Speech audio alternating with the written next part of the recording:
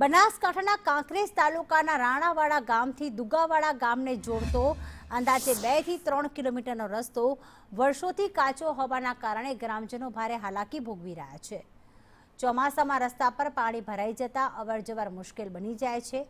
તો રાણાવાડા ગામના 100 થી વધુ વિદ્યાર્થીઓ દુગાવાડા તરફ આવેલી મોડર્ન સ્કૂલ સહિતની શાળાઓમાં અભ્યાસ માટે જાય છે। રસ્તો બંધ થઈ જતા વિદ્યાર્થીઓને અંદાજે 8 કિલોમીટરનો ફેરો કરીને જવું પડે છે। ગ્રામજનોનો આક્ષેપ છે કે ચૂંટણી સમયે ભાજપ અને કોંગ્રેસના આગેવાનો રસ્તો પાકો બનાવવાના વાયદા કરે છે, પરંતુ ચૂંટણી બાદ કોઈ કાર્યવાહી થતી નથી। વારંવાર રજૂઆતો છતાં સમસ્યાનો ઉકેલ ના આવતા ગ્રામજનોમાં રોષ જોવા મળી રહ્યો છે। હવે ગ્રામજનોએ ચીમકી ઉચ્ચારી છે કે 2027ની ચૂંટણી પહેલા રસ્તો પાકો નહીં બને તો કોઈ પણ રાજકીય પક્ષને મત નહીં આપે અને ચૂંટણી બહિષ્કાર કરશે।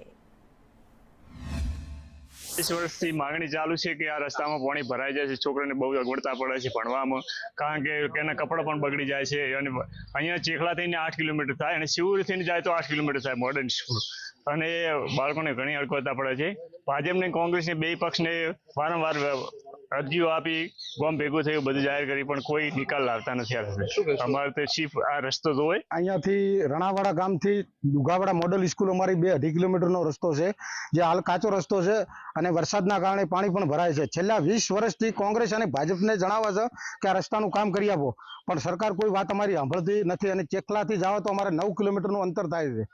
9 કિલોમીટરના અંતરમાં ચેખલાથી હાઈવે ઉપર રોંગ સાઈડ બાળકોને આવવું પડે છે અને અકસ્માતની પણ ખૂબ વસ્તુ બને છે। અને હમણાં 15મી ઓગસ્ટના દિવસે પણ અકસ્માત સ્ટેશન ઉપર થયો હતો, એટલે અમારા બાળકો બિયાય છે। એટલે અમે સરકારને નમ્ર વિનંતી કરીએ છીએ કે અમને આ રોડ 2.5 કિલોમીટરનો કરી આપે, ને કે ચૂંટણી ટાઈમે અમે 2027માં ભાજપ અને કોંગ્રેસ એક પક્ષ અહીંયા આવતા નહીં, વોટ માટે આવશો જ નહીં। અને જો અમારે શાળાએ જવું હોય તો અહીંથી જવું હોય તો 2 કિલોમીટર થાય ને ફરીને જવું હોય તો 8 કિલોમીટર થાય। હમણાં જ હાઈવે ઉપર અકસ્માત થયો હતો અને બે લોકોની મોત થઈ હતી। અને અમારે અહીંથી જવું હોય તો વરસાદના કારણે પાણી પણ ભરાઈ જાય છે અને સરકાર કહે છે ભણો પણ અમે કેવી રીતે ભણીએ?